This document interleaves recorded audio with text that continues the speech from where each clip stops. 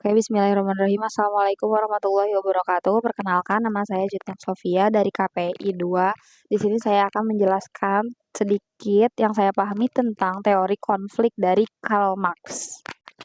Jadi, di dalam teori konflik, menurut Karl Marx ini bilang bahwa secara inherent kelompok-kelompok masyarakat itu terbagi secara eh, kelompok-kelompok yang berbeda dengan kepentingan yang saling bertentangan. Kemudian sumber utama konflik menurut Karl Marx ini, teori konflik ini ya, terjadi bukan karena perbedaan budaya ataupun ideologi, tapi sebab perbedaan ekonomi. Nah, intinya dia tuh bilang bahwa siapa yang paling banyak harta, dialah yang paling berkuasa. Nah, dalam kapitalisme, Marx membagi masyarakat itu menjadi dua kelompok. Yang pertama adalah kelas atau kelompok borjuis, yang kedua adalah proletar. Nah, kelas borjuis ini di dalamnya adalah pemilik modal, pemilik pabrik atau yang memiliki alat-alat produksi dan juga teknologi. Kemudian yang kedua adalah kelas proletar atau pekerja buruh.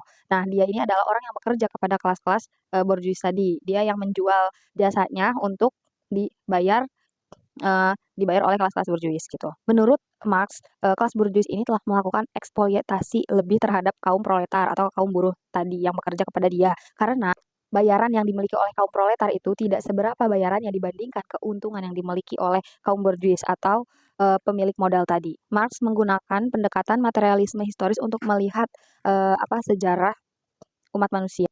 Dan perubahan dari era sebelumnya ke era selanjutnya itu terjadi karena adanya dialektika atau pertentangan sebuah ekonomi. Meskipun prediksi Marx tentang runtuhnya kapitalisme global secara total ini belum terjadi, tapi teori ini sangat relevan untuk menganalisis konflik yang terjadi pada hari ini. Yang pertama, adanya ketimpangan ekonomi yang terjadi, yang mengatakan bahwa 1% orang kaya di seluruh dunia itu totalnya ya hanya 1% tadi, bukan sisanya hanyalah orang-orang tadi proletar ya, bukan borjuis. Borjuis ini hanya dikuasai oleh 1% saja. Kemudian adanya gig ekonomi atau proseri, munculnya kelas buruh baru seperti ojek online, pekerja freelance dan lain-lain. Kemudian yang terakhir adanya konflik agraria yang tentang perebutan tanah gitu kan. Kayak warga lokal, petani dengan pemilik modal ataupun ya tadi kaum borjuis tadi. Wah, misalnya terima kasih.